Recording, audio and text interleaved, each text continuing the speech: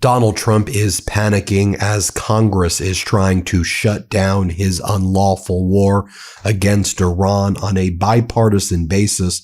Democrats and Republicans in the Senate, led by Democratic Senator Tim Kaine and Republican Senator Rand Paul, and in the House of Representatives, Republican Thomas Massie and Democratic Congressmember Ro Khanna, they are working to put forward a War Resolution Act, which would require Donald Trump to get authorization of Congress to continue this unlawful war against Iran. And if Donald Trump does not get congressional authorization, which he was required to do, frankly, anyway, under the Constitution, the war could be shut down. Now, Donald Trump has threatened that he would veto any War Resolution Act, and he has said that he would ignore it. Also, I don't think we even need a War Resolution Act, given that Congress has the authority when it comes to declaring war, and Donald Trump requires congressional authorization to declare a war in general. But regardless, this War Powers Act in the 1970s allows Congress to assert its authority over these areas.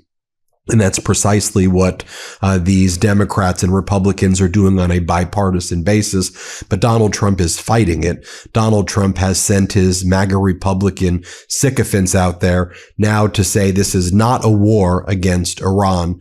This is actually a special military operation. And if that term sounds familiar to you and it sounds, I don't know, Russian, yeah, that's what Putin called his invasion of Ukraine, a special military operation. And that's essentially how Donald Trump and MAGA Mike and the MAGA Republicans are now trying to refer to this invasion against Iran as a special military operation. So they're saying it's not a war, then we don't need a declaration of war, and we don't need any type of war resolution at all. So let me show you what went down. Here you have MAGA Mike Johnson running away from Manu Raju when he was asked about any type of war powers resolution. MAGA Mike says, it's an operation. It's an operation. It's not a war. It's not a war. Here, play this clip. This is a war. This is war right now. I think it's an operation.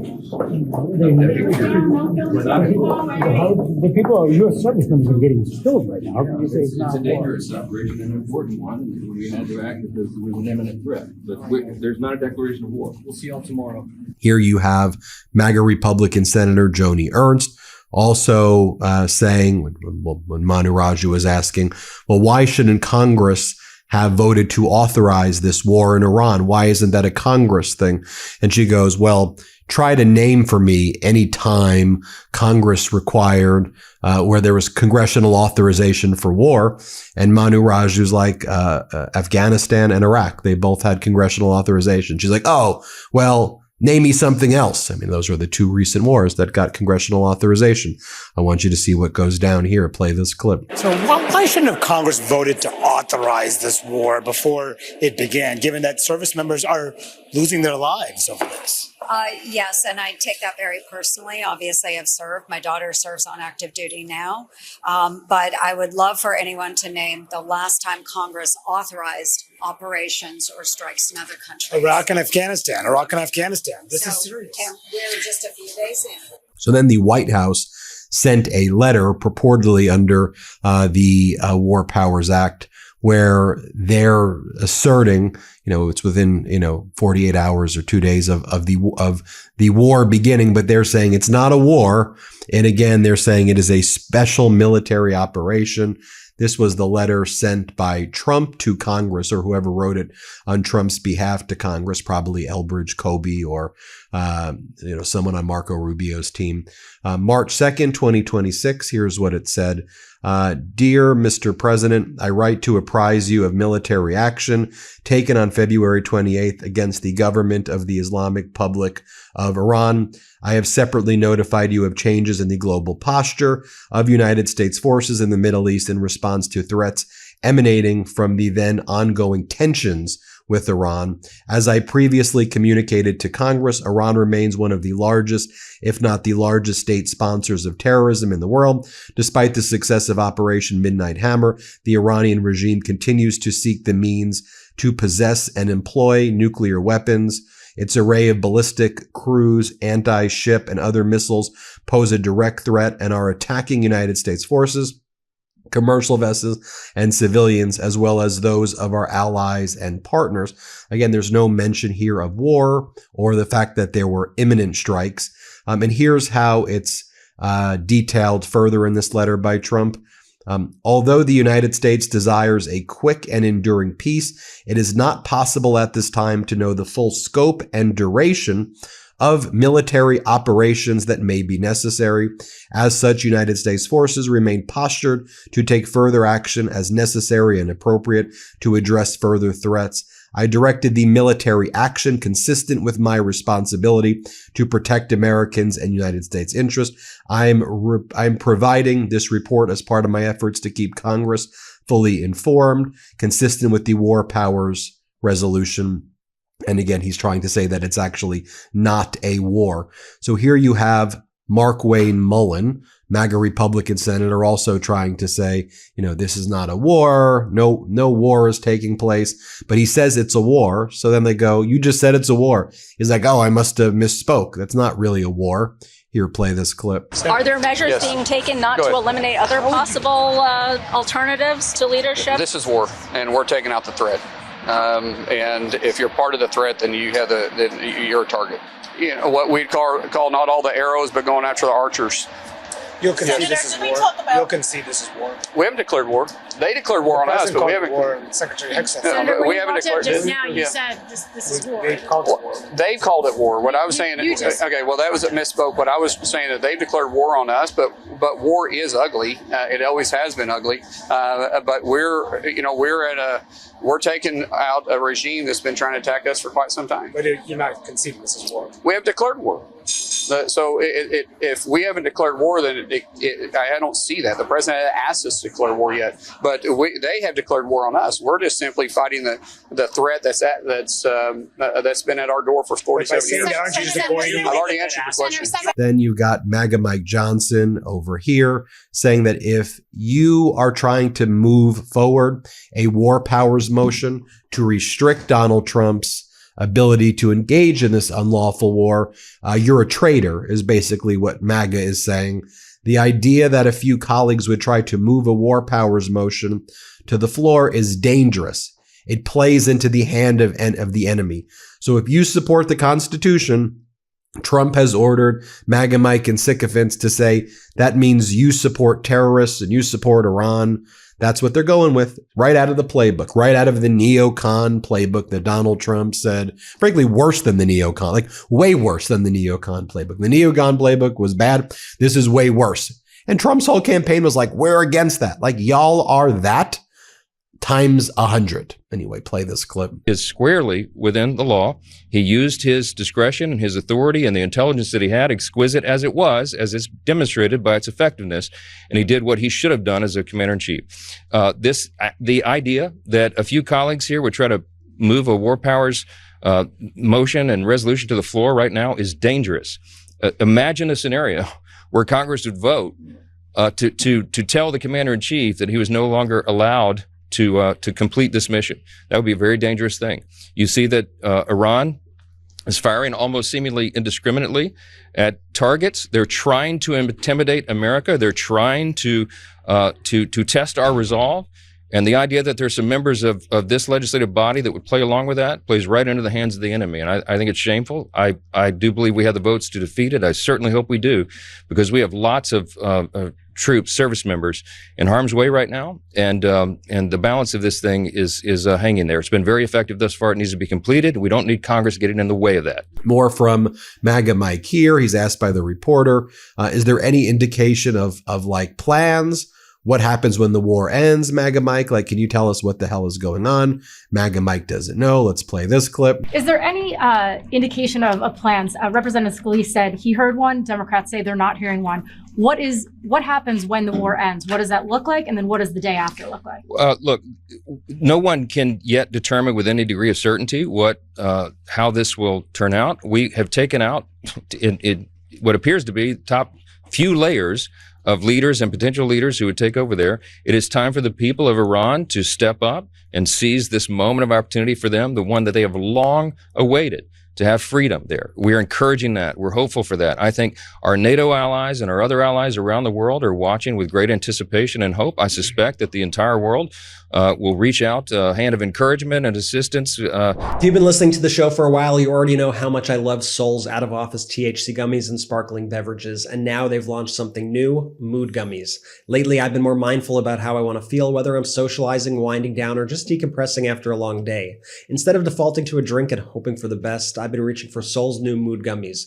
I've tried the Uplift during the day, 3 milligrams sativa THC plus CBG, and it gives me that bright social boost without the crash. At night, the Mellow gummies with 3 milligrams of indica THC and CBN help me fully unplug, and the Balance Blend, 3 milligrams of hybrid THC and CBD, is perfect for that easy anytime vibe. Sol is a wellness brand that makes delicious hemp-derived CBD and THC products designed to make feeling good simple. The mood gummies have precise dosing, clean ingredients, and formulations designed for predictable effects, so you can choose how you want to feel while staying in control. 3 moods, 3 intentionally crafted formulas, same great taste. Whatever the moment, there's a Sol mood gummy to match, and honestly, I don't miss the hangovers, the bad sleep, the extra calories, or the sluggish mornings. This just fits better with my healthier habits. Make today a good day and get yourself some Sol gummies.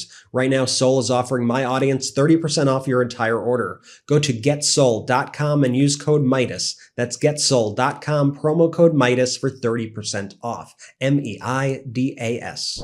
Then MAGA Mike says the reason, remember, yesterday or 2 days ago, he said the reason that we're at war with Iran is that Israel was going to strike Iran first, so we had to strike Iran before Israel struck Iran because Iran would retaliate the United States if Israel struck Iran. And now he's saying, oh, it's ballistic missiles, something to do with ballistic missiles here. They made clear, and they've been very consistent from the beginning, that the objective, the mission here, the rationale for it is very clear and very simple. You've heard it articulated over and over and over from the President of the United States, from the Secretary of State, from the Secretary of War, myself, and many others who have said this over and over. I'm not sure why there are lingering questions about this. This is really a very simple matter. It's about the building of ballistic missiles. That's what Iran was engaged in. And they were doing it at a speed and at a scale that was exceeding the ability of our regional allies to respond appropriately. This created an imminent and serious threat. And also you have Marco Rubio yesterday also flip-flopping or just saying the exact opposite of what he previously said. Here's what he said yesterday. Here's what he said the day before. You can play this clip. Yesterday, you told us that Israel was going to strike Iran and that's why we needed to get involved. Today, the president said that Iran was going to get. Yeah, your statement is false. So that's not what I was asked very specifically. Were you there yesterday? Yes, I asked okay. And so the president made the very wise decision. We knew that there was going to be an Israeli action. We knew that that would precipitate an attack against American forces. And we knew that if we didn't preemptively go after them before they launched those attacks, we would suffer higher casualties and perhaps even higher those killed. And then we would all be here answering questions about why we knew that and didn't act. You have MAGA Mike Johnson has asked additional questions like, what's the purpose of this all? He's like, we have no ability to get into nation building. We're not the world's policeman, but here we need to do it. Play this clip. Leaders who would take over there. It is time for the people of Iran to step up and seize this moment of opportunity for them, the one that they have long awaited, to have freedom there. We're encouraging that. We're hopeful for that. I think our NATO allies and our other allies around the world are watching with great anticipation and hope. I suspect that the entire world will reach out a hand of encouragement and assistance as is needed to help them. We have no ability to get into the nation building business. We don't do that. We're not the world's policeman. America has enough trouble of our own. But I think this is a great development for the people there to be able to stand on their own 2 feet and seize this moment of opportunity. We're certainly hopeful and prayerful that they will, and that no other innocent people are killed. Iran, by some estimates, murdered tens of thousands of their own citizens just within the last several weeks.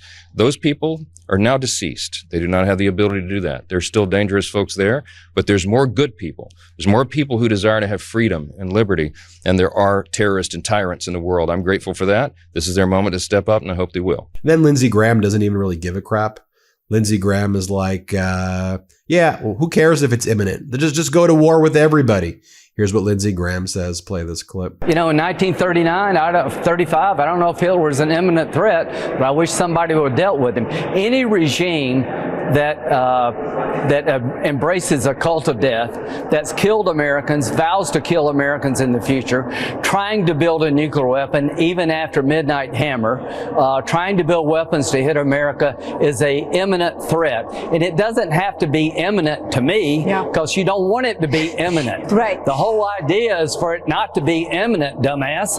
You want to prevent it from being imminent. Senator, let me ask you this, because I find I'm putting this in context, which I know you always do. Well, it is a war. Let's be clear. And here are the first confirmed fatalities in Trump's illegal war. Captain Cody Kirk, 35 years old. Sergeant First Class Noah Tedgens, 42. Sergeant First Class Nicole Ammer, 39. Sergeant Declan J. Cody. We're going to see a lot more photos like that, sadly. Our heart goes out to their families, of course. And also in Iran, 175 people, we reported on this before, were killed in a elementary school that was blown up by either the United States and Israel or Israel and the United States. And neither the Israeli nor U.S. government has directly addressed the strike on the school, but the U.S. Central Command said on Saturday that it was aware of reports concerning civilian harm and was, quote, looking into them. Thousands in Iran attended a burial of children killed in the bombing of that school. There were students attending classes at the time that the school was destroyed. 175 people were killed in the attack on the girls' elementary school. And here's a handout picture released by the Iranian Foreign Media Department of graves getting dug for the victims of that strike on the elementary school, as further reported by Reuters right there. Let's take a look at what Democratic Senator Ruben Gallego says. He's voting yes on the War Powers Resolution. Play this clip. Senator, you have called for the Senate to immediately return to session and vote on a War Powers Resolution that could block the use of forces in Iran. How do you see that going down? What do you see the language of that being, and where do you see the votes? Well, I know I'm going to vote yes. This is an illegal war. The justification for war is not there. It was made up. From some of the things that we're gathering, Iran actually had conceded a lot, to the point where, again, there was no imminent threat of any nuclear capability. Another senator talked about them potentially being able to load a bomb and send a bomb. That is absolutely ludicrous, and not even close to that. And so, you know, the president has not justified at all why we are at war. So for me, it's a very simple vote. It should be everyone's very simple vote. Here's what Democratic Senator Blumenthal said, that his takeaway was after a briefing that took place yesterday regarding this was a briefing by Marco Rubio and the State Department and Defense Department to senators and members of Congress about the war. Here's what Democratic Senator Blumenthal said occurred in the briefing. I just want to say I am more fearful than ever after this briefing that we may be putting boots on the ground, and that troops from the United States may be necessary to accomplish objectives that the administration seems to have. But I also am no more clear on what the priorities are going to be of the administration going forward, whether it is destroying the nuclear capacity of Iran, or simply the missiles, or regime change, or stopping terrorist activities. And I think the administration owes it to the American people to have briefings not just for members of Congress, but for the American public. Nothing here should have been classified. It should be available to the American people. Here's what Senator Chris Murphy said happened during the briefing. This is as serious as it gets. This is war and peace. They told us in that room that there are going to be more Americans that are going to die, that they are not in the short run going to be able to stop these drones that are going to continue to fly into the Middle East. We have to have a debate in the United States Senate on an authorization of military force. It will likely fail. It will likely fail, and we shouldn't be voting to proceed to other pieces of legislation until we get a debate on this deeply unpopular, immoral, and illegal war with Iran. And here's what Senator Brian Schatz said occurred during that briefing. There are times when you go into a classified session and you walk out and you have a better understanding about the gravity of the situation and the rationale behind the military action. This is not one of those times. We remain as confused as the American people are.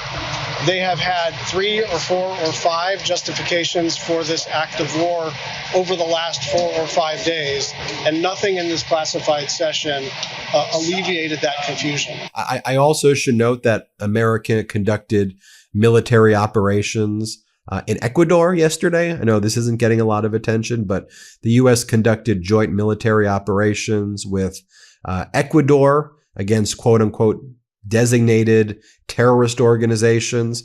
The U.S. Southern Command said that joint activity with Ecuador was an effort to combat the scourge of narco-terrorism, but did not provide other details about the operation. So we actually are in a war again in Ecuador. And there's the leader of Ecuador, President Daniel Noboa, is a big Trumper. There was the Noboa-Trump meeting at Mar-a-Lago on March 29th, 2025. Trump helped the guy Noboa get elected. And just so you also know about Noboa, Noboa's family runs a big banana company and a big produce company in Ecuador. And there have been lots of accusations that the Noboa family was helping cartels and narco trafficking. Just accusations. Let me be very clear. But these are accusations that are out there helping the narco terrorists ship the cocaine in the bananas that are then moved into the United States and elsewhere. And the Noboas deny it, but there's lots of reporting, and accusations about that.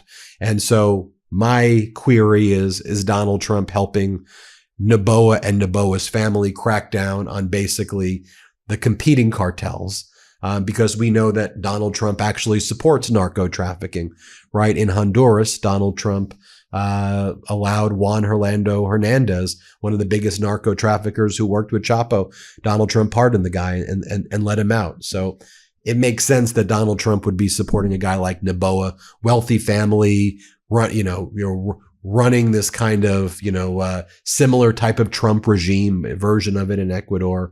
The same way Donald Trump helped Juan Orlando Hernandez in over in Honduras.